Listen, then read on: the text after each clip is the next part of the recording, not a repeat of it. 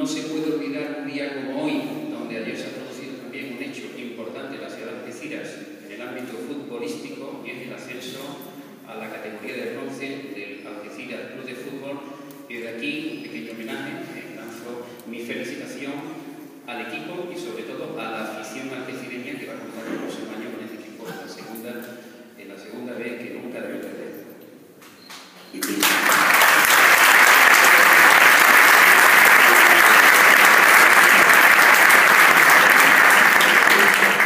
Mi agradecimiento, por supuesto, a las personas que organizan este acto.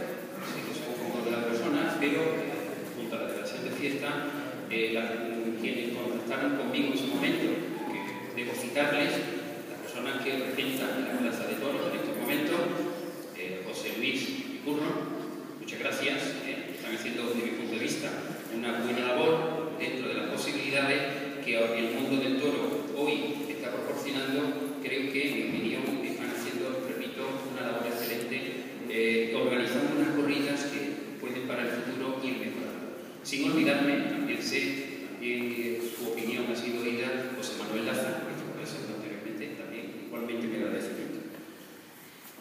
No resulta fácil ni cómodo asumir la responsabilidad que se me encomienda, pregonar la feria taurina de Algeciras.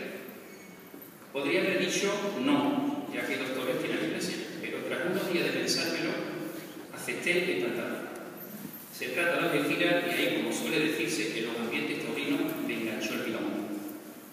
Tanto mi familia como yo, como ya se ha dicho, tanto por Ignacio como por Agustín, nos sentimos muy a gusto en esta tierra, sentimos pasión por ella, donde llegamos con la idea de estar en un ascenso que era obligado después de 8 años de carrera judicial al inicio de mi carrera. Decía con la idea simplemente de estar no más de un año, y llevamos ya casi 27 años, visto que estamos muy bien. Nos sentimos ya parte de ella. Con emoción recojo el testigo del presentador, Agustín Pérez Sentino, quien ha hecho historia con su magnífico pregón hace un par de años, difícil de igualar. Como bien se ha dicho anteriormente, soy un aficionado que aprendo con cada corrida que voy presenciando, y llevo años haciendo, más de un cuarto de siglo, como abonado de la Plaza de Toros de Algeciras. A lo largo de mi vida profesional he debido torear en muchos ruedos de la ciencia del derecho, y hoy me dan el espaldarazo para que ustedes acudan a esta arena taurina, a este albero sagrado de esta tierra algecireña, para poder exponer con mucho respeto y emoción este cuarto pregón taurino de la Feria de Algeciras. Estoy seguro que sabrán perdonar mis fallos y mi inexperiencia en estas líneas, pero en este empeño he volcado toda mi sensibilidad y mi corazón. Créanme que es una maravilla poder ver repleto de personas y amigos que nos acompañan esta noche en este histórico edificio que hoy nos alberga y que lleva el nombre de un poeta algecireño, José Luis Cano. Sede del antiguo Hospital Civil, que abrió sus puertas en el año 1752 y que ha visto nacer a decenas de ciudadanos y ha velado por la salud de todos, y que, cumplido ya su ciclo, ha pasado en la época moderna a ser destinado al bien más preciado de los ciudadanos del mundo, la cultura. Soy cordobés de nacimiento, pero simplemente accidentalmente nací en Córdoba, si bien desde una edad temprana y debido a la profesión de mi padre, funcionario de juzgado, fui debido a una localidad cercana a Sevilla, tierra de artistas, como ya se ha dicho. Por ejemplo, no puedo dejar de olvidar de citar en este momento a Macarena del Río, una persona que ha sido señora cantante de voz andaluza y canción española. Grupos de sevillanas, bastantes, entre ellos están los primeros del pueblo. Una persona que también me acompaña esta noche, que quiero hacer una mención especial, es un gran amigo desde hace años, Gregorio Aranda, que tampoco nació en Puebla del Río, pero sí se considera de Puebla, vinculado exactamente igual que yo lo estoy, y que es un ganadero, en persona hecha a sí mismo, ha colaborado en Algeciras en algunos años anteriores, pero en los dos últimos años, proporcionando algunos carros de enganche para su exhibición en la feria, y que puedo decir que posee el Museo de Enganches en su finca de Montevideo, finca sevillana, museo de enganches más importante a nivel mundial. Un pueblo, en definitiva, con embrujo, la Puebla del Río, a pie y a caballo. Primero fueron los Peralta, renacentistas del toreo a caballo, como se le ha denominado antes.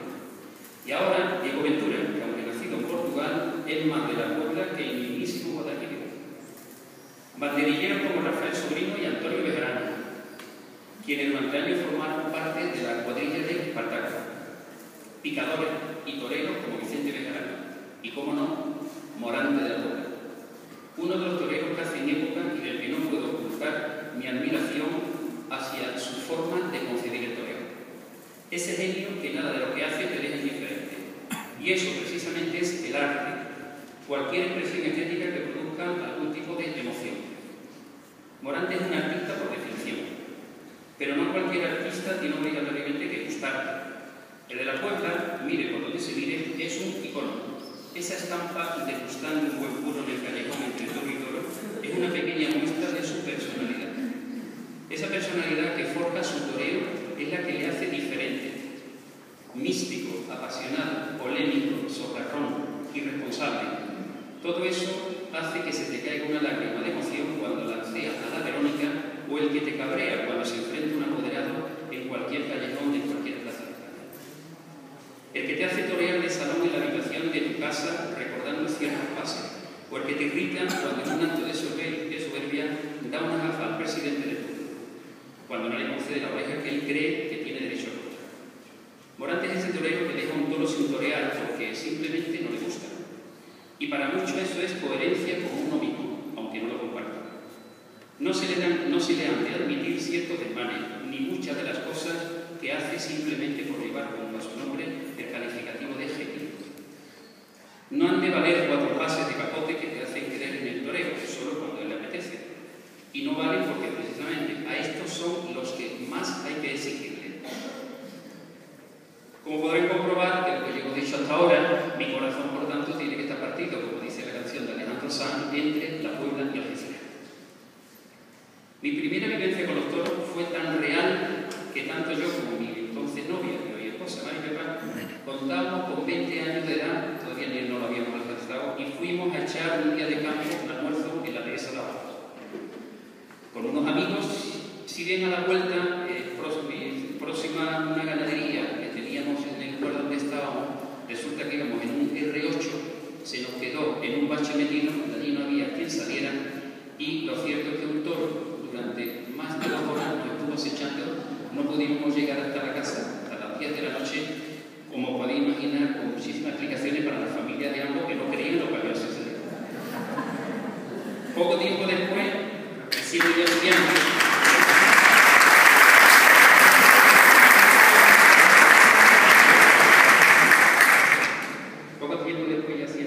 de la Universidad de Sevilla, ejercía como corresponsal de prensa escrita. De hecho, todavía tengo por ahí un carnet del diario El Correo de Andalucía.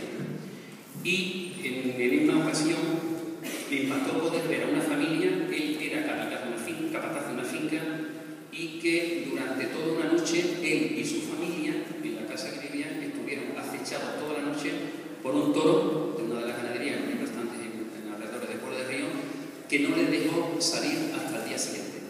Esto, sinceramente, fueron mis primeros contactos con los toros bravos, a los que he considerado en todo momento que hay que respetar. Vengo esta noche a pregonar la corrida de toros de Algeciras en esta temporada 2013.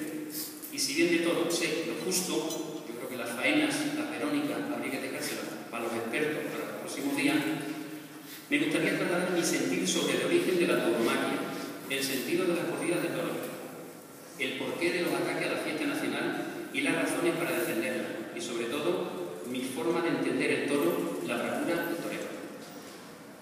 La tauromaquia en su sentido más amplio está profundamente enraizada en los orígenes de la civilización occidental. Está presente en la cuna, justamente en la cuna de la filosofía, de la ética, la estética y de los valores. Valores que luego van a constituir la base de muchos de los principios que son recogidos posteriormente como positivos por todos los pueblos de nuestro entorno cultural. La honestidad, la capacidad para afrontar situaciones límites, el sacrificio, el sobreponerse al dolor y a la adversidad y, por supuesto, el valor, ese que hace a unos hombres diferentes de otros, hasta llegar a convertirlos en algunos casos en auténticos héroes o heroínas sociales. Si nos detenemos un instante en pintores como Goya o Picasso, o escritores como García Lorca o Vargas Llosa, por mencionar solo algunos, vemos cómo pertenecen a unos movimientos artísticos que han proyectado los toros en el mundo de literatura, la poesía y la pintura. Filósofos como Ortega y Gasset decían: no se puede conocer la historia de España sin conocer la historia del toreo. O Azorín decía: este menester taurino debía ser incluido en Bellas Artes. Por eso no se entiende que a los aficionados taurinos se les tache de crueles. Decía ese gran torero que fue el Viti que gracias al toro he aprendido a ser un poco más humano en la vida. He sabido valorar mis ancestros y potenciar el origen de mi persona. El toro nos está haciendo más humanos y gracias a él podemos aprender el sentido de la vida que hoy se nos escapa, que se diluye entre tanta frivolidad y superficialidad. Pasamos de la vida de puntilla, pero el toro nos está demostrando que hay mucha más profundidad dentro de la vida y más eternidad y que tenemos que realizar ese trance para ser nosotros mismos. La fiesta de los toros es una genuina expresión española enraizada en sus mejores tradiciones y por tanto en su cultura más auténtica. El toro es probablemente la riqueza poética y vital mayor de España. La fiesta de los toros representa un patrimonio cultural de primer orden. Toros, arte y cultura han formado siempre un conglomerado, una vinculación tan sentida, vital y espontánea que nos ha dejado auténticas joyas, teniendo como trasfondo el espíritu hispánico. Cuando queremos identificar nuestra cultura con una simbología que la caracteriza inequívocamente, sin duda todos pensamos en la tauromaquia, en el mundo del toro, en los toros, en la lidia. Son las pocas cosas que todavía nos unen y que probablemente de las que podamos hablar públicamente sin temor a causar incomodidad a nuestros tertulianos. A diferencia de nuestras ideas religiosas, políticas o deportivas, los toros es el único concepto sociológico que nos une mayoritariamente a españoles, venezolanos, mexicanos, portugueses y franceses. En los toros no importa que sea rico o pobre, de derecha o izquierda, de Real Madrid o de Barcelona, mayor o menor, todos estamos unidos por una base común, la fiesta nacional. Desde la prehistoria hasta nuestros días, el toro ha sido símbolo de la cultura. Podríamos decir que España ha avanzado a lomos de un toro y es algo que queda plasmado en nuestra arqueología, etnología, las artes. Es un símbolo de la ética del ser humano. Sus dos características principales son la bravura y la nobleza, cuestiones que se pueden extrapolar al ser humano. Es un espejo en el que nosotros nos podemos mirar, un animal que representa el campo, lo natural y originario, y llega a la ciudad donde hemos perdido todo eso en una civilización artificial. Estamos viviendo no solo una crisis económica, sino también de valores. Nos estamos deshumanizando, subrayamos lo material y olvidamos los valores espirituales. El animal es muy importante porque nos está recordando lo que hemos perdido. Nos hemos deshumanizado perdiendo la nobleza y el valor. Como seres civilizados hemos dado la espalda al campo y al toro. Esa imagen que se vislumbra cuando recorremos la ruta del toro, donde a lontananza se distingue la silueta de los toros bravos con sus lentos y pausados movimientos, como muy pequeñas rencillas entre hermanos o refugiándose en la sombra de la encina y acebuche en los meses de tío, es algo que nunca se olvida. En estos últimos tiempos, una gran parte de los aficionados se viene preocupando por el peso del toro y no del trapillo, concepto este que, como conocen todos los aficionados, se refleja en la buena planta y gallardía del toro. El toro con trapillo, sin tener en cuenta el peso, aguanta la lidia completa. Lo esencial es la bravura, la movilidad, que es lo que transmite el tendido y hace que el público no se aburra. El toro con más peso que transmite su esqueleto no aguanta la lidia completa, ya que se para antes de pie. Los aficionados han de percibir el peligro de un toro bravo. Sin este no hay fiesta. La decadencia y la fuerza de los toros se viene sucediendo o se viene observando desde hace bastantes años. De ahí que antes el matador decía a los que formaban la cuadrilla: vamos a poderle, toro fuerte. Ahora se le dice: vamos a cuidarle. Tenemos que reconocer que la tauromaquia está en uno de los peores momentos de su historia. Hay una gran convulsión en el mundo taurino. La crisis económica que venimos padeciendo desde el año 2008 viene afectando a todos los sectores y, por supuesto, al taurino. La crisis se ha incluido en más del 40% de los festejos en las diversas localidades y ciudades españolas que organizaban corridas, con carácter anual y con motivo de su fiesta. Descenso creciente del público, restricción brutal de las subvenciones y menor contratación en los ayuntamientos puede poner al sector al borde de la desaparición. También se está dejando notar la caída de la afición, especialmente por el incremento del precio y el descenso en la calidad de los festejos, que han acusado mucho los efectos de esta crisis.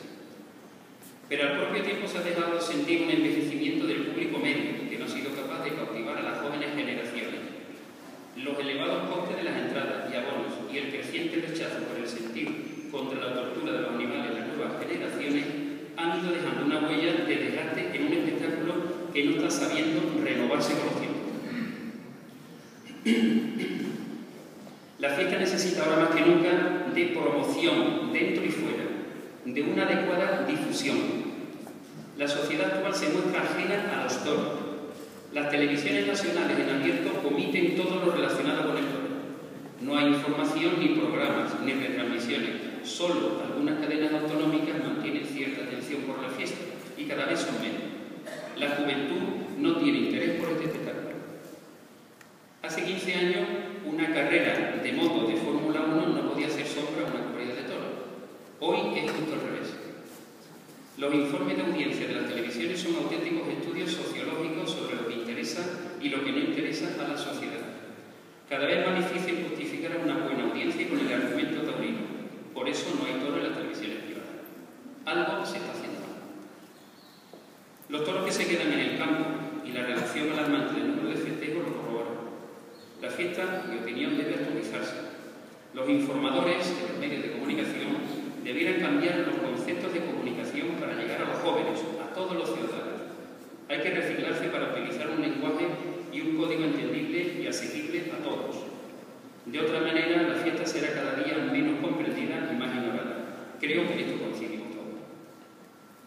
Ya hace unos meses, mi buen amigo Miguel Cid ha sido parlamentario y presidente de la Asociación Taurina Parlamentaria, que agrupa a parlamentarios y exparlamentarios nacionales, autonómicos y europeos españoles de distintos partidos políticos con el objetivo de defender la fiesta nacional, en el marco de una jornada celebrada, en el mes de febrero, en Córdoba, decía que la fiesta de los toros debe renovarse y adaptarse a los nuevos tiempos para asegurar su supervivencia y una óptima salida de la crisis.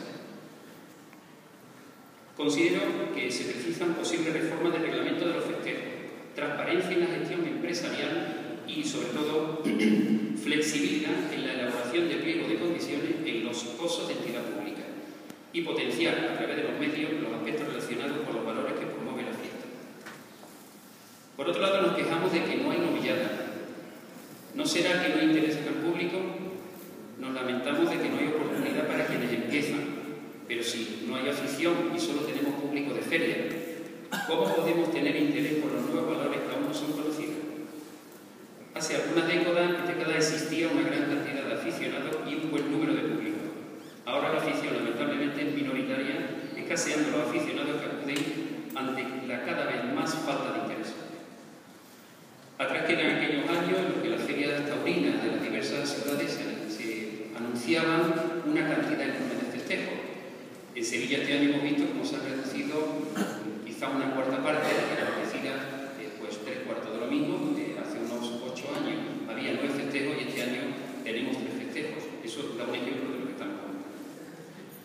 Junto a los efectos de la crisis en este sector, he de referirme siquiera brevemente a la legislación prohibicionista de festejos taurinos. No es nuevo el ataque a la fiesta de los toros. Ya en tiempo pasado, las prohibiciones de reyes y papas se reproducían con las más disímiles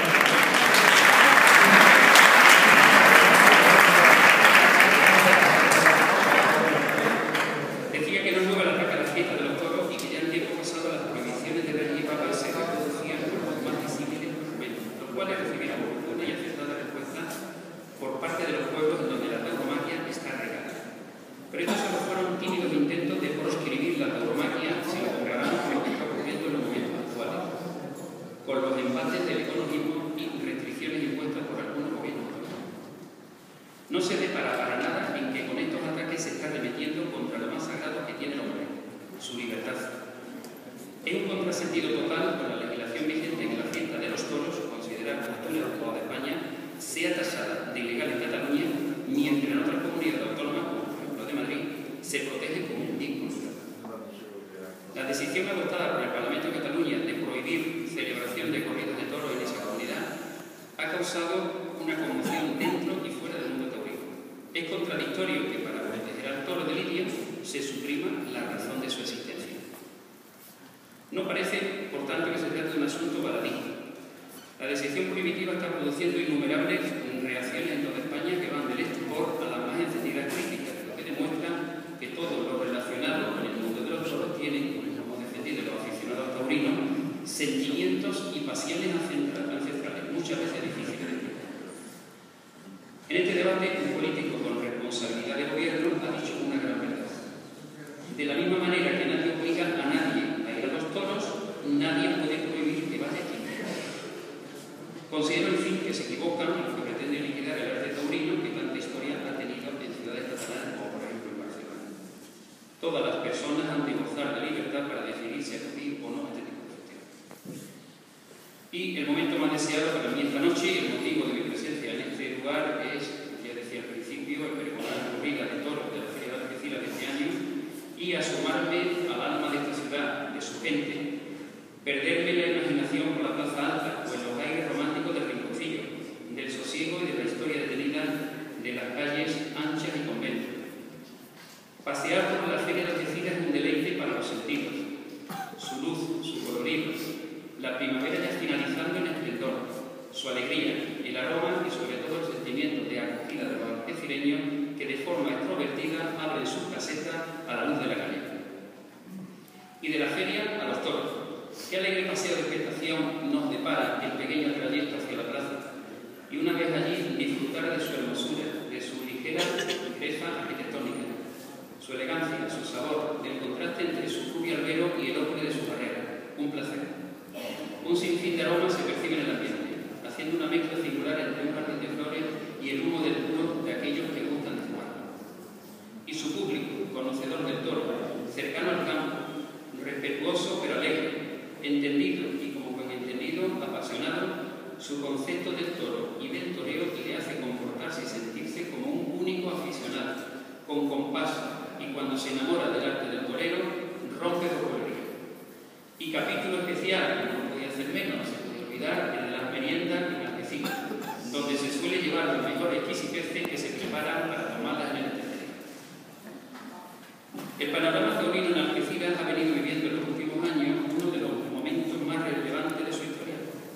Algeciras y su plaza de Toros de las Palomas han vuelto a ser una gran feria dentro del panorama nacional, con carteles rematados y la presencia de figuras como José Tomás en su última etapa de reaparición.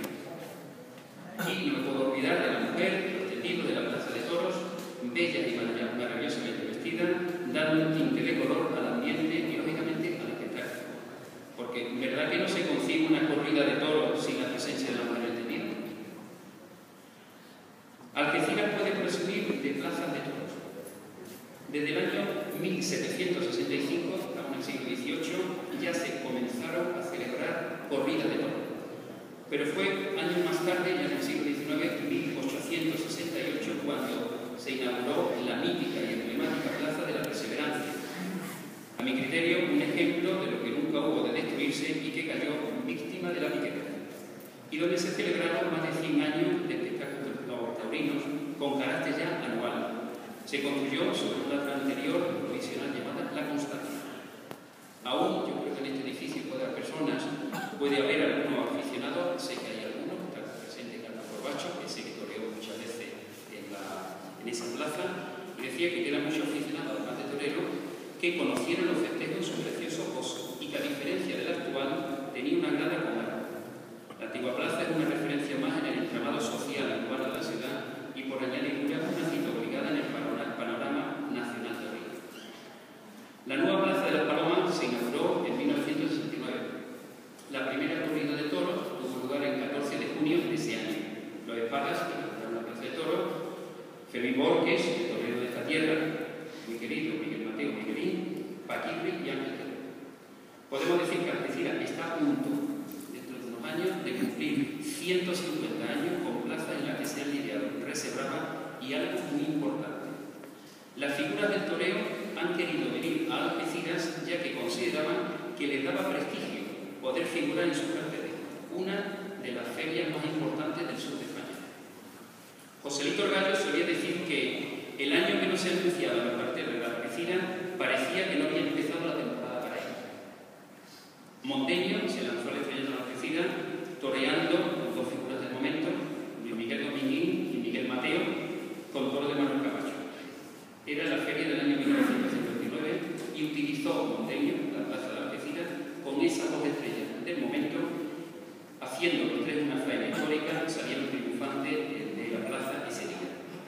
Otro hecho de especial relevancia, que yo creo que es conocido por prácticamente la totalidad de todos los aficionados taurinos, es la plaza de la Perseverancia. La plaza de Algeciras sirvió para la reconciliación de dos grandes figuras del momento, Manuel Benítez, cordobés, y Miguel Mateo Miguel. Recuerdan cómo en el año 1968, el 19 de mayo, enfrentado a Miguel Mateo, un gran torero, me referiré a él un poco más adelante, en los despachos con el cordobés, posiblemente, según recordamos, ponía el veto para que no fuera con él, quizá para que no le hiciera esa competencia. Miguel decidió resolver contencioso arrojándose espontáneo a la arena con atuendo de chaqueta y corbata mientras toreaba el cordobés. Son imágenes que yo creo que las tenemos todas en la mente, ¿no? Fue una bonita tarde. Lo que quiso demostrar es que, sin capote ni muleta, que el toro de Benítez no tenía la mínima codicia ni riesgo alguno. A partir de ese momento, como se pueden imaginar, el hecho de tirarse de espontánea en una plaza de toro, en un toro de un torero conocido como era el cordobés, no podía menos que sentir roce entre los dos. Pero años más tarde, poco tiempo después, resulta que toreaba el cordobés en Algeciras y en el intermedio de la corrida, entre el tercer y cuarto toro, en la merienda, se le acercó un periodista de la ciudad, me gusta conocerlo porque es bastante anterior a mi llegada a Algeciras, Agustín Moriche, y una persona también buen profesional y querido de la ciudad, ¿no? Y preguntó directamente a Manuel Benítez: Manuel, ¿usted tiene algo contra Miguel? Entonces Miguel dice: no, el cordobés dijo: no tengo nada. Carlos Corbacho, que estaba presente en esa reunión, pues dijo: bueno, pues esto vamos a intentar solucionarlo, vamos a hacer las paces y vamos a hacer unas cuantas de corrida. Y para ello vamos a doblar las cantidades que en ese momento cada una de las figuras venía cobrando. En el caso de cordobés era 1 peseta, 1 millón de pesetas, se le dobló a 2 millones de pesetas. En el caso de Miguelín, que estaba empezando en ese momento, pues dobló su cantidad hasta los 400.000 pesetas. Efectivamente se dieron 3 corridas, una fue en Marbella, otra en Córdoba y otra en Algeciras. Fue un éxito, por lo menos la que se refiere a Algeciras, y por eso digo que Algeciras en este aspecto sirvió para la reconciliación de ambos toreros. Puede presumir, junto a plazas de toros, también de toreros. Sería imposible hacer una relación de todos los toreros, pero que ha tenido Algeciras y que han sido muy conocidos, pero me voy a referir quizá a los que sean o hayan sido un poco más mediáticos. En la segunda mitad del siglo XIX contó con un torero conocido por Arancha. Yo creo que en cualquier sitio vemos este torero, cualquier sitio relacionado con el toro. Sus hierros y lance de capa fueron considerados los más perfectos de la época y tuvo abierta la puerta de todas las plazas esperándosele por parte de los aficionados para ver el torero. Ya en la segunda mitad del siglo XX, el mítico, que me refiero anteriormente, Miguel Mateo Miguelín, a quien tuve la satisfacción de conocer en sus últimos años de vida, llegó a debutar en la Perseverancia a los 16 años en el año 1955, 2 años más tarde que la mente. Atesoró la virtud del mando y el poderío. Se arrimó tanto al toro que pagó en demasiadas ocasiones los grandes triunfos con el tributo de los percances. Variado con el capote, mandón y artista con la muleta, su fuerte también fueron las banderillas, especialidad que sustentó sobre unas portentosas facultades físicas.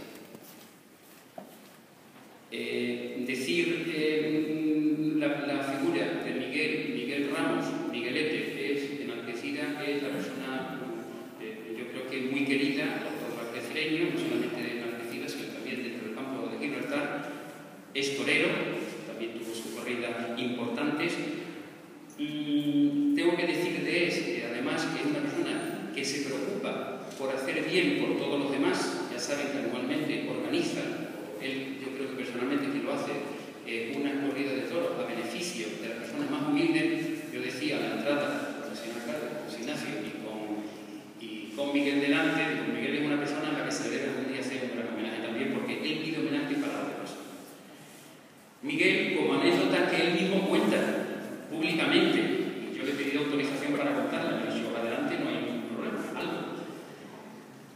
que públicamente se refiere en su corrida a una oda al miedo. Y sobre todo destacar la acontecida en Galapagar en el año 1964 en Madrid. Se dejó vivir un toro por puro terror y tuvo que salir huyendo de la masa humana que quería luchar. Hasta el cual ya que le cortaba le propinó un codazo disimulado. Y cuando Miguel protestó, el guardia le dijo: ¿es que ha estado usted muy mal? Llegó a la capital madrileña en moto Vespa vestido de torero. Bueno, yo creo que merece un gran aplauso.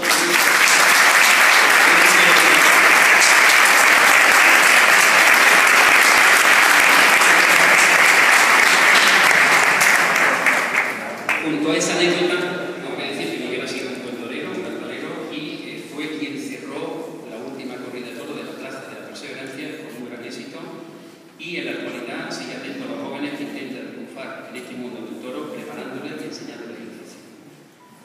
Francisco Ruiz Miguel, si bien nacido en San Fernando, lleva afincado en la Algeciras más de 40 años, donde tiene ya su familia afincada de hace tiempo. Con 72 años en la Plaza de las Ventas, 72 corridas en la Plaza de las Ventas, abrió su puerta grande el viejo diciembre y ha sido uno de los triunfadores de la llamada corrida del siglo en el año 1989, con los toreros José Luis Palomar y Luis Francisco Palomar, persona admirada que lleva el nombre de Algeciras, allá por otro lado. Colabora actualmente dando a conocer el mundo de los toros y retransmitiendo corridas, como ya sabéis, en el canal de televisión. Pedro Castillo tomó la alternativa en la Plaza de las Palomas en mayo del 82, actuando de padrino Paco Camino y testigo José María González, logrando éxito en total por 2 cuadros. Descubrió en su Argentina el descubrimiento a Salvador Vega, torero de corte artista que ha tenido triunfos importantes en sus 9 años de alternativa. Hoy, en mi criterio y desde mi punto de vista, se echa en falta, o hecho en falta, un torero que sea el símbolo, que sea el icono de la ciudad de Algeciras y que represente a la ciudad y le lleve por todos los rincones de la geografía nacional y parte del extranjero. Quiero referirme muy brevemente a los indultos, que es un tema que yo creo que es también de interés y más después de lo acontecido el último año en la Plaza de Toros de Algeciras. El actual reglamento taurino regula el indulto de toro bravo para lograr una mejora de la ganadería, pero estableciendo al tiempo unos criterios objetivos encaminados a garantizar el acierto de la decisión del presidente de la corrida e implica al propio ganadero y al empresario. El sentimiento de satisfacción una vez concedido por el presidente es más intenso que cuando logramos la concesión de la oreja. Parece como si hubiéramos torcido favorablemente para el toro lo dispuesto inicialmente para su destino. Es terriblemente injusto el hecho de que un toro o novillo no pueda ser indultado en una plaza por razones ajenas a él. Me explico. El toro debe responder en cuanto a su enjuiciamiento tan solo atendiendo a su comportamiento, no a la categoría del pozo en el que se vive. Él no elige la plaza de toro donde finalmente tendrá que defender su bravura y, por tanto, si un toro lo merece, lo es tanto si se lidia en una plaza de primera, segunda, como si lo hace en una de cuarta. La bravura es la misma y debe tener su premio. Un premio, el del indulto, que no lo olvidemos, supone la mayor y mejor defensa de la tauromaquia en una época en la que los ataques, como ya he dicho anteriormente, llegan de todos lados y el argumento del indulto puede servir para callar esa voz. Estoy a favor del indulto, pero del realmente merecido. Pienso que no siempre son acertadas las decisiones al respecto.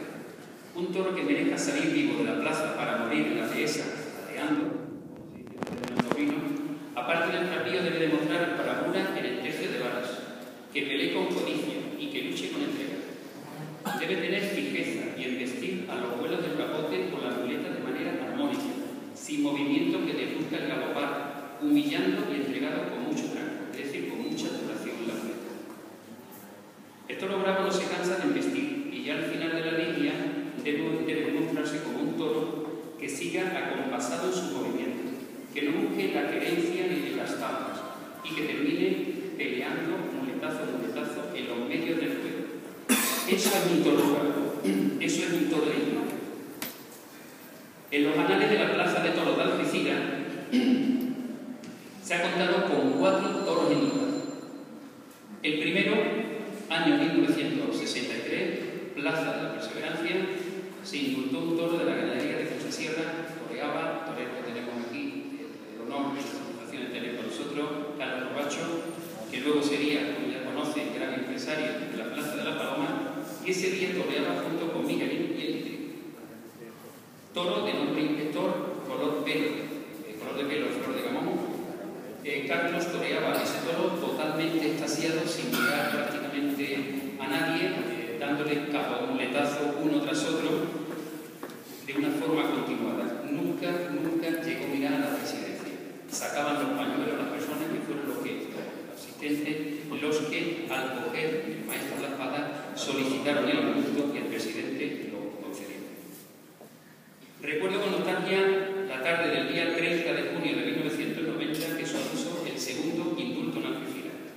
Magnífica corrida con toro de Cebatagado, en la que se indultó al toro Comedia tras mostrar su plaza y bravura, lidiado por Emilio Muñoz. Los veterinarios no estaban muy convencidos de que ese toro pudiera salir a la plaza, ya que pesaba, según los veterinarios, tenía un peso algo escaso, eran 523 kilos. El empresario se comprometió a dejar 2 toros sobre él para el caso de que ese toro tuviera algún problema. En definitiva, estaba convencido el empresario cuando lo vio, que era precisamente Carlos, de que ese toro iba a ser el triunfo. Efectivamente, así ocurrió y todo fue un éxito. El indulto lo concedió el presidente de aquella corrida, Antonio Valero, que era un inspector de policía, actualmente comisario de Fuerza de Algeciras, tras la petición unánime de los aficionados que pudimos contemplar aquella magnífica faena de gran torero trianero. Los cronistas de la época, los taurinos, recordaban cómo fue el ganadero ya desaparecido, Antonio Gavira, el primero en pedir el indulto. Y lo hizo cuando Emilio Muñoz fue a coger la espada. Gavira se levantó de su asiento y, dirigiéndose al presidente, solicitó el indulto, siendo seguido por todo el público. Fue una tarde histórica para la plaza de toros de Algeciras y también para el torero, como él mismo reconoció. 20 años después, otra tarde histórica recordada. Tercer toro indultado.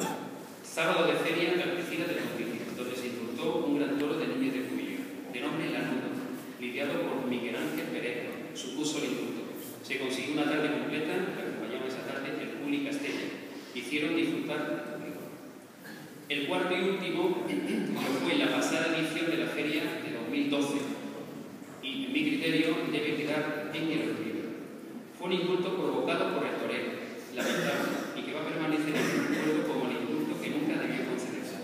Y hasta el presidente de la plaza pidió con posterioridad perdón por ello. Abogo porque hechos de tal naturaleza no vuelven a producirse, ya que el público al final se siente defraudado, se siente engañado. Considero que los presidentes de las corridas no deben acceder en toda ocasión a lo que el público le pida. A veces el propio torero que lo solicita, ya que el indulto puede quedar casi como una maniobra publicitaria y, por encima de todo, perjudicar la fama de una plaza de toros consolidada. Y en esta misma línea de opinión quiero lanzar un mensaje para que pueda recogerlo a quien corresponda. Y es que en los últimos 20 años, como aficionado torino, vengo observando que tras ponerse al toro los 2 primeros pares de banderilla, no se agota el tercero. Ya saben que el reglamento taurino dice que son 3 pares de banderillas, si bien excepcionalmente el presidente puede acortarlo a 2. Pues decía que en el público en Algeciras, tras esos 2 segundos pares de banderillas, automáticamente el torero es quien solicita el cambio de tercio. Y el presidente, sin más, en el 99% de los casos, lo viene concedido.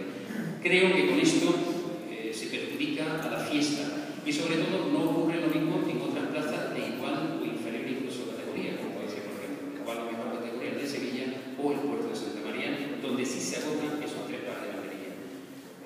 Se perjudica el espectáculo y el público también, impidiendo el lucimiento de los toreros de plata y, sobre todo, se dificulta a veces la concesión del trofeo al mejor par de banderilla Antonio Duarte del Potosí. Estoy terminando y quiero referirme muy brevemente al ganado bravo a lo largo de la historia en Algeciras.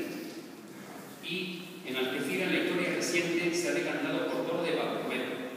A los aficionados algecireños les gustan los toros encantados y también los más dulces. Se entiende tanto al toro de Milán, con presencia muy escasa en Algeciras, ya que acudió en 3 ocasiones, la última en 1992, como a los de Carlos Núñez, habitual en la feria de la ciudad. Junto a ellos los de Cebatagado, recordando su toro Comedia, también lo de Sayalegui y Andrés. El caso de Ana Romero es bastante significativo.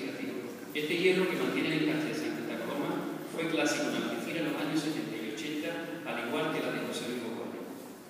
De forma intermitente y como resultado, la Feria de Algeciras ha sido escenario de grandes corridas de Manuel Álvarez. Se recuerda como excepcional la lidiada en 1984 con Paco Ruiz Miguel, José Antonio Campuzano y Pedro Castillo. Vitorino Martín ha lidiado en los años 87 y 92, sin olvidar la de Antonio Gavira, hombre de la prestigio en el campo de Gibraltar, continuando su labor sus hijos. También no puedo olvidar de los delirios de Luque. Quiero citar las jornadas taurinas de Algeciras, que van a comenzar a partir ya de esta tarde o de mañana, que cumplen su 28 edición.